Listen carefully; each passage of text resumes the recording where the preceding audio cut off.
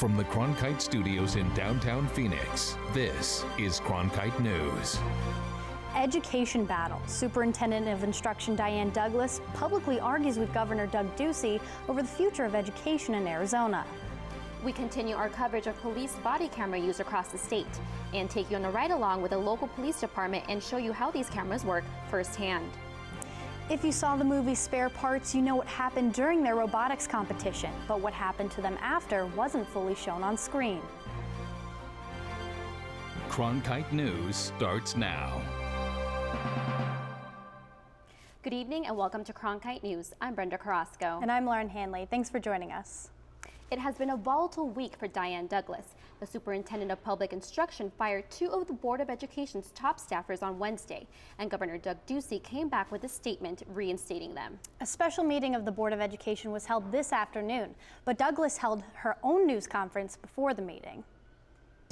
I believe I am within my rights on the actions I took, but apparently the governor feels differently. But the debate didn't end there. Douglas shoved all the media microphones away from her seat in the boardroom. A motion was made to make sure the two staffers she tried to fire would have access to their offices. The motion passed 7-1. Douglas was the only no vote. Our Public Insight Network query is still open about Common Core and the future of Arizona's education. To learn more about it, go to cronkitenewsonline.com. Meanwhile, another top state official has handed in his resignation to the governor. Arizona Department of Health Services Director Will Humble announced he will leave his post on March 3rd. Humble has been with the agency since 1992 and has been director for the past 6 years. In a statement, Humble says it's time to turn the page and move on to something else. There's a push to make all-day kindergarten the standard in Arizona. Representative Brenda Barton and Senator Jeff Dial came out to take a tour of the Horseshoe Trails Elementary School in Cave Creek. They are proposing legislation that would require public schools to provide free all-day kindergarten to eligible students. Maricopa Sheriff Joe Arpaio was also on hand. Arpaio supports offering all-day kindergarten and talked about research that shows students who do well in school are less likely to end up in jail. We have to start young with the kids. I'm a big supporter of teachers. They're really my heroes. Bills in both the House and Senate have been read, but so far no action has been taken.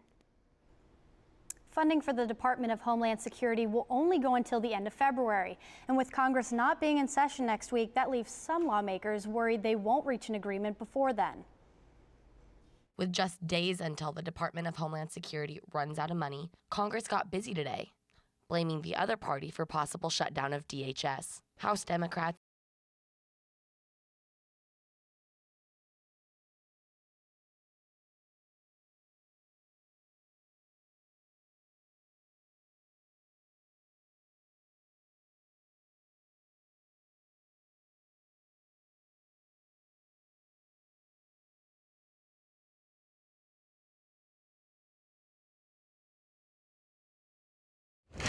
On the actions I took, but apparently the governor feels differently.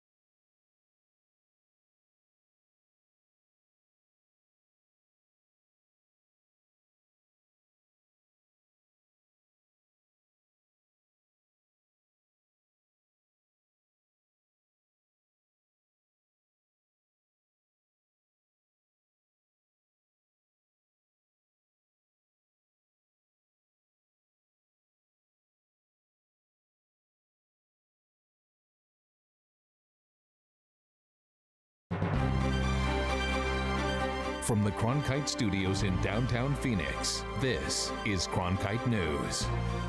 Education battle. Superintendent of Instruction Diane Douglas publicly argues with Governor Doug Ducey over the future of education in Arizona. We continue our coverage of police body camera use across the state and take you on a ride along with a local police department and show you how these cameras work firsthand. If you saw the movie Spare Parts, you know what happened during their robotics competition, but what happened to them after wasn't fully shown on screen. Cronkite News starts now. Good evening and welcome to Cronkite News. I'm Brenda Carrasco. And I'm Lauren Hanley. Thanks for joining us. It has been a volatile week for Diane Douglas. The superintendent of public instruction fired 2 of the Board of Education's top staffers on Wednesday, and Governor Doug Ducey came back with a statement reinstating them. A special meeting of the Board of Education was held this afternoon, but Douglas held her own news conference before the meeting. I believe I am within my rights in the actions I took, but apparently the governor feels differently. But the debate didn't end there. Douglas shoved all the media microphones away from her seat in the boardroom. A motion was made to make sure the 2 staffers she tried to fire would have access to their offices. The motions passed 7-1. Douglas was the only no vote. Our Public Insight Network query is still open about Common Core and the future of Arizona's education. To learn more about it, go to CronkiteNewsOnline.com. Meanwhile, another top state official has handed in his resignation to the governor. Arizona Department of Health Services Director Will Humble announced he will leave his post on March 3rd.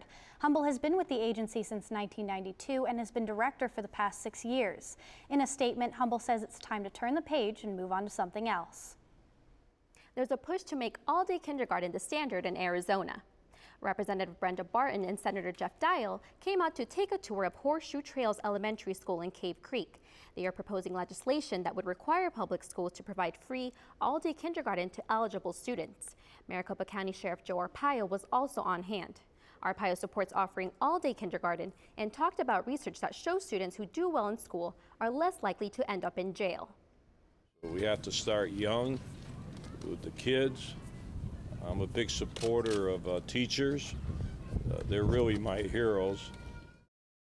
Bills in both the House and Senate have been read, but so far no action has been taken.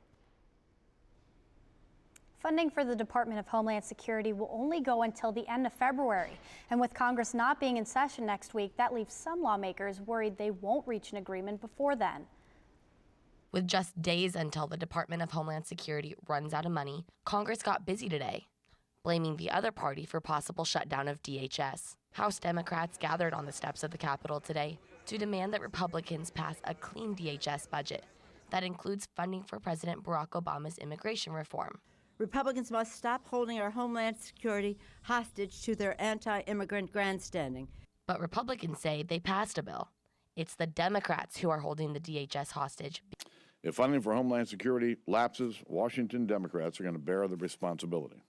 House Democrats say they want to keep the bad guys out, but they don't think we need to break apart families to do so. I will not vote for anything that separates our families, especially something that was manufactured by the Republican Party. DHS will run out of money in 2 weeks, but with Congress on recess next week, that leaves lawmakers just 4 days in session before the department runs out of money.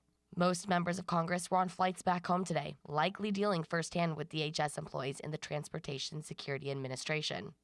In 3 weeks, will they be able to do the same? In Washington, D.C., Sierra Oshrin, Cronkite News. The DHS includes TSA officers, Coast Guard, Border Patrol, and Secret Service officers. Without funding, the DHS will temporarily shut down. The film Spare Parts features the story of 4 local high school students who beat colleges in the National Robotics Competition. The movie showcases their struggle with being undocumented, but it didn't follow their story after they won. Cronkite News reporter Imelda Mejia caught up with those students to find out. For some, college is all about getting to class on time or studying for the next exam. But for Christian Arcega, it's about book signings and immigration policies. Ours isn't the first success story from our community, it's just the first one that's gone this much success. Arcega was one of the students featured in Spare Parts, a movie about 4 Arizona undocumented high school students who formed a robotics club and went on to beat MIT in a national robotics competition. But the movie doesn't exactly show what happened after the competition. After graduating high school, Christian Arcega went on to ASU to become an electrical engineer, but his dream was cut short. I had the President's Scholarship that it was called back then for being the top 2% of your graduating class.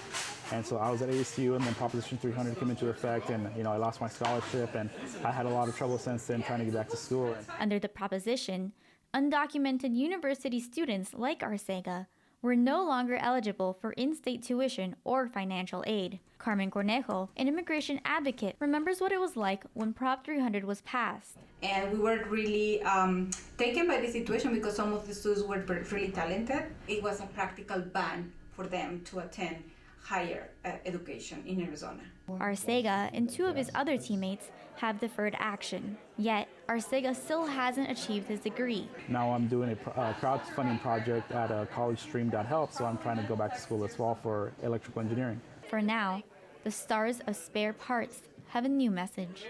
Lining up on the education part of the immigration laws. I mean, education is what everybody needs to succeed in this world, not just in this state or this country. Arcega said he's not going to let the fear of any new immigration policies stop him from moving forward to obtain his dream of being an engineer.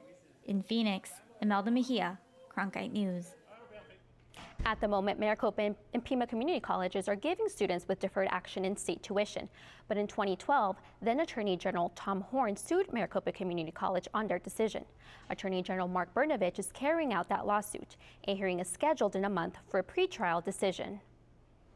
There's a new focus on the plight of migrant workers, all because of a letter a group of students in Nogales wrote to the Pope, and Pope Francis wrote back. As part of our Cronkite News commitment to bring you access across Arizona, Maria Thompson traveled with the students across the border as they serve food to recently deported Latinos. The students go to school on the Arizona side of Nogales, but walk across the border to help those people recently deported. Their letter to Pope Francis touched not only the hearts of those in Vatican City, but around the world. Dear brother, your letter and those of these students from Lourdes Catholic School in Nogales have touched my heart because of the drama they describe, but also because of the hope they manifest. High school students at Lourdes Catholic School are part of the Kino Border Initiative, a group that works to unite and serve two border communities. Faculty at the school say that more than 60% of these kids cross the border every day just to come to school. But the Kino teens did not recognize the problem until joining the club. These people aren't here just to damage the country. They're not. It's not their intent. Kino teens really made me think about that. There's a lot of good people getting treated badly. I see two cities with great economic opportunity. In addition to national presentations, advocacy work, and holiday activities, the Kino teens will visit the Comedor at least once a month to provide comfort and support for Mexican and South American migrants. One powerful way we do that is not only by the services we provide, but also by the way we serve people. In our center, when we serve a meal, there's no soup line, so the migrants don't get up and walk through a line and receive the meal, but we serve them. Father Sean says that the Kino Border Initiative served almost 39,000 meals last year, and that the letter from Pope Francis will serve as motivation and a reminder that the small city of Nogales is making a big difference. It's very overwhelming, I guess. The next thing would be meeting him.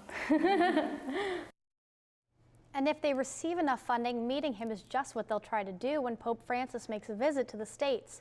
The group is raising money to travel to Washington, D.C. in September when the Pope is scheduled to address Congress. President Obama's statement about how ISIS will lose is still on the minds of many. What one expert says about the impact of Kayla Mueller's death on the president's decision to go to Congress may surprise you. And another local tragedy is getting attention today in a different way, and it's bringing people together for a good cause. This winter, we'll take you to the heart of Downton. You have to take control of your feelings before they take control of you. Thomas. We'll place you at the scene of the crime. Trouble seeks you out, doesn't it? Yes. And we'll fly you to the ends of the earth. Are you seeing this? Support the one place that can take you any place. Hi, I'm Beth McDonald, host of 8's brand new show, Arizona Collectibles. Filming for season 2 is right around the corner. For your chance to be a guest on the show, visit us online at azpbs.org/collectibles. That's wonderful. Make sure to sign up early because spots fill up fast. I look forward to meeting you and seeing your treasures. Until then, thanks for watching. Thursday nights at 7:30 on 8 HD. News doesn't stop on Friday at 7:30 at night. PBS NewsHour Weekend is kind of a natural next step. The NewsHour's been committed to being available on air or online, and now weekdays or weekends. There's no shortage of news that's out there, but why do people come to us? To give them some context and analysis that they can't find somewhere else. PBS NewsHour Weekend, only on PBS. Check local listings. We've been following the progression of House Bill 2511 and the use of body cameras by police across the state of Arizona. Cronkite News reporter Ryan Hill had a chance to see these cameras in action in Surprise, a city that supports the theory of more body cameras, but has left plenty of practical questions. The officers are real. The crimes actually happen. But the theme song of Cops will not be playing with this video. In August of 2013, the Surprise Police Department became one of many across the country to make body cameras standard issue for officers like Sergeant Anna Weaver. In the beginning, it was just kind of awkward getting used to the camera because it's a new tool, but using them now, it's almost become second nature. Surprise Chief of Police Michael T. Frazier thinks is a great advancement for the right price. I do think the cameras are an excellent tool, but to mandate a camera for every officer, there's a tremendous cost involved with that. Now State Representative Reginald Boulding is leading the charge for House Bill 2511, which would mandate that all patrol officers don the new technology, and departments find the money to make it happen. We have to be creative. The federal government, they're announcing grant programs. There's creative ways, and that's where leadership comes in. Well, we are local. There is an opportunity there. Companies like Arizona-based Taser International stand to make millions from such a law, and the public might feel safer. But with prices as high as $400 per camera, Chief Frazier says funding is a major concern. I don't think most chiefs are opposed to the technology. I think most have bought into it, but the issue really becomes how do we afford it?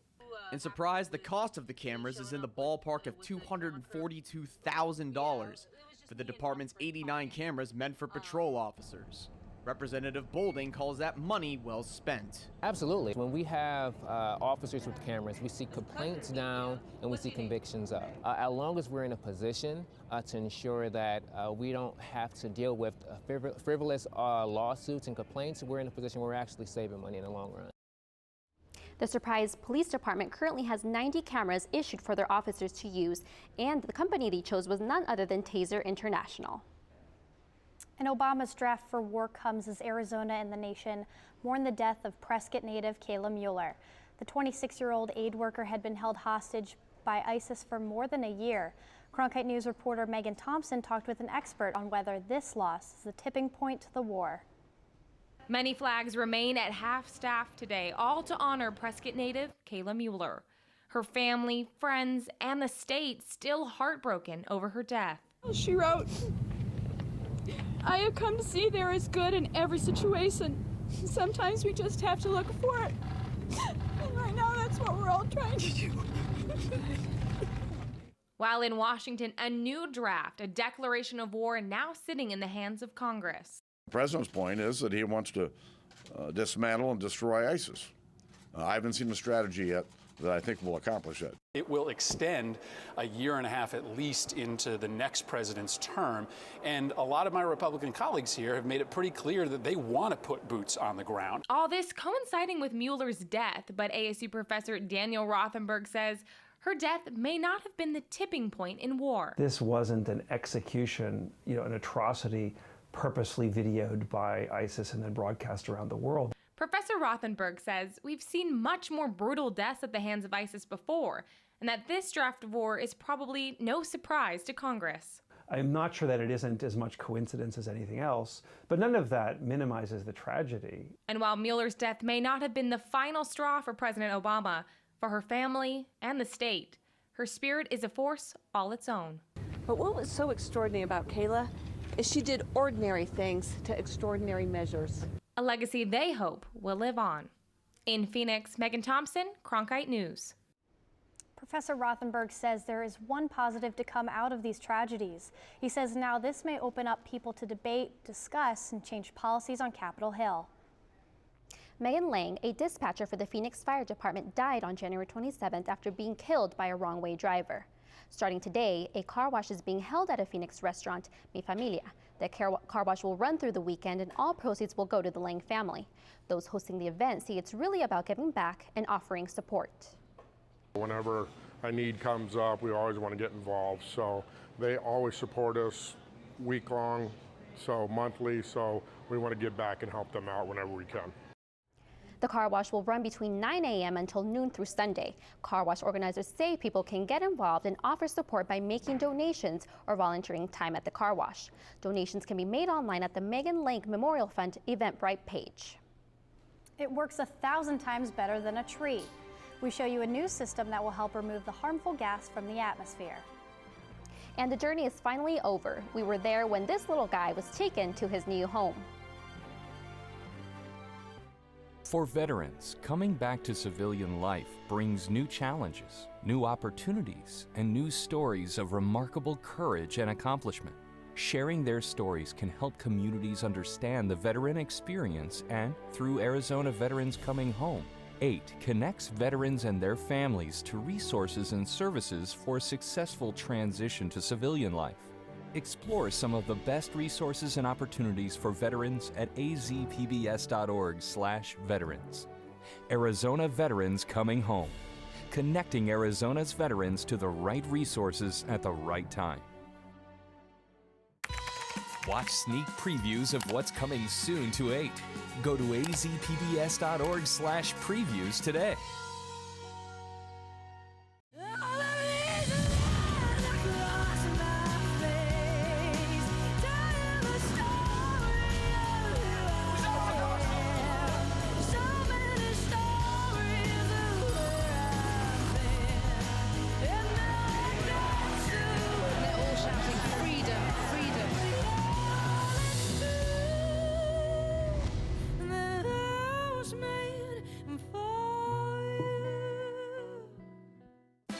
Arizona PBS, a community service of Arizona State University, delivers new ideas and new worlds to the explorer in you.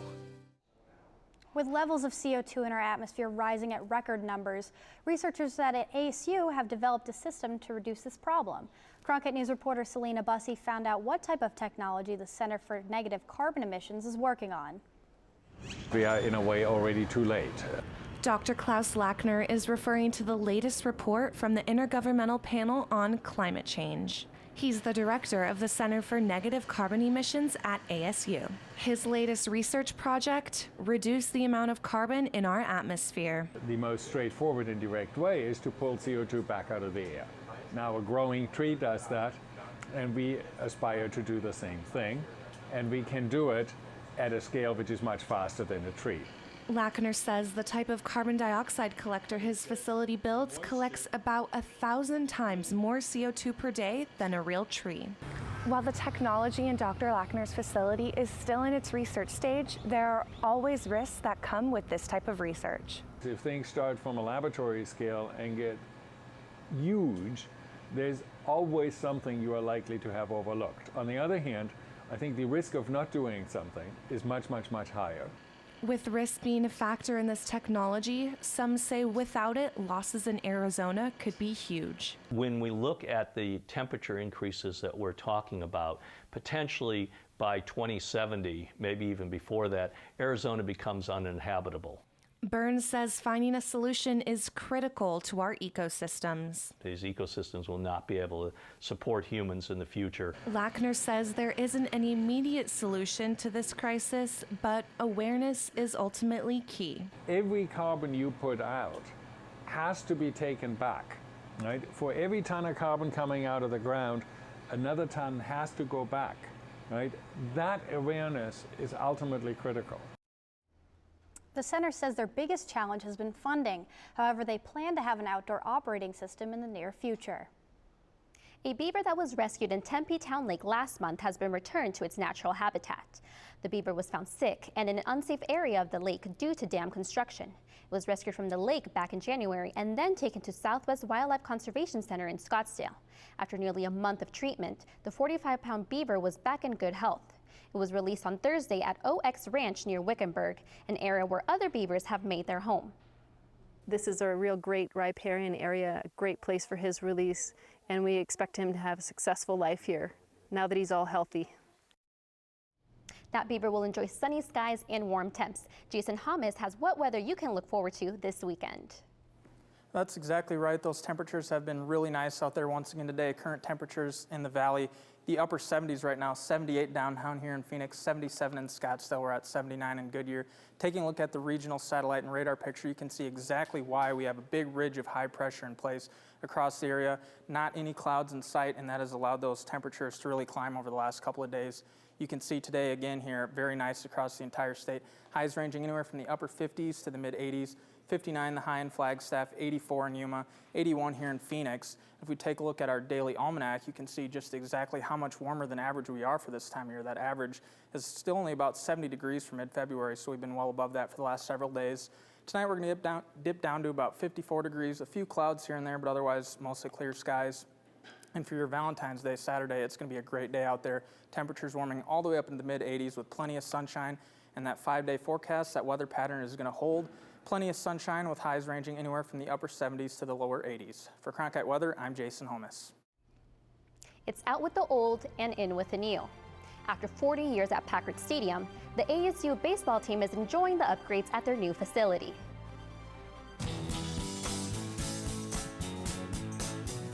I'm free. I'm free. And freedom takes of reality.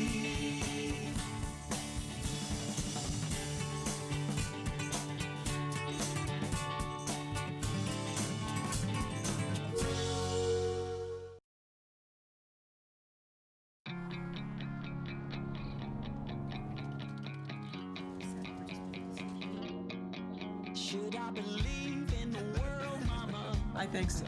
Should I give up and hide, or should I stay and fight? Should I believe in the rules, Mama? What are the consequences? Can I speak out my mind in these changing times? I don't know what to believe, Mama. Will you march with us? There's a fire inside, there's a storm on the rise. Give me a reason to be, Mama. Buonasera. 'Cause I need someone to believe.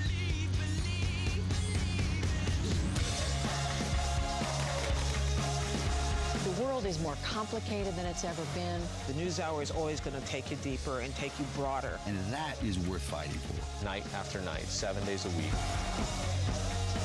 I'm Maria Hinojosa. I'm Gwen Eichel. And I'm Judy Woodruff. On behalf of all of us here, thanks for watching.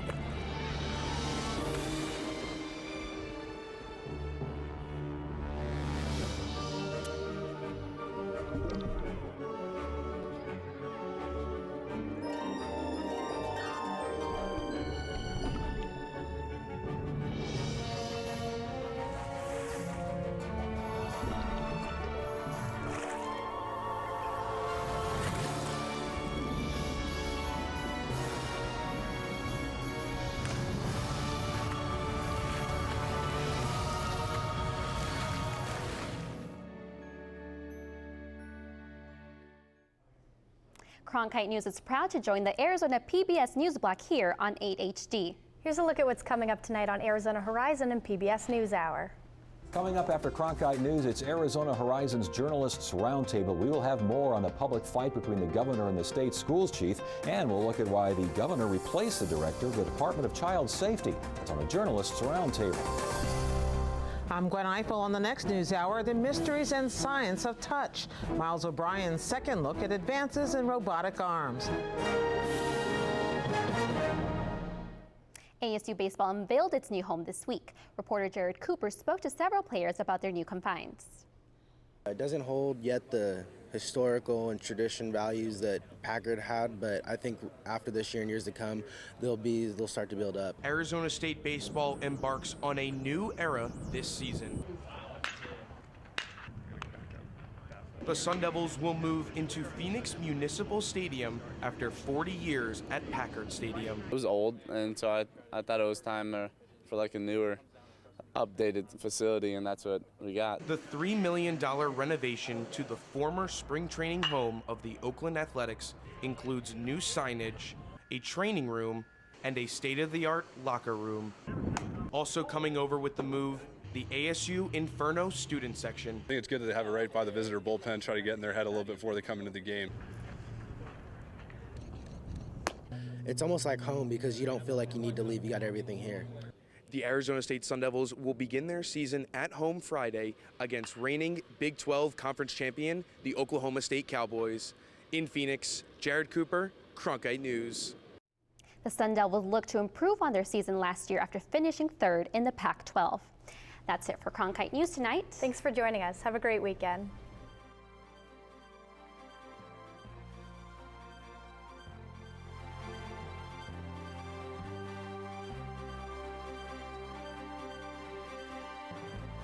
Find top Arizona stories anytime at CronkiteNewsOnline.com.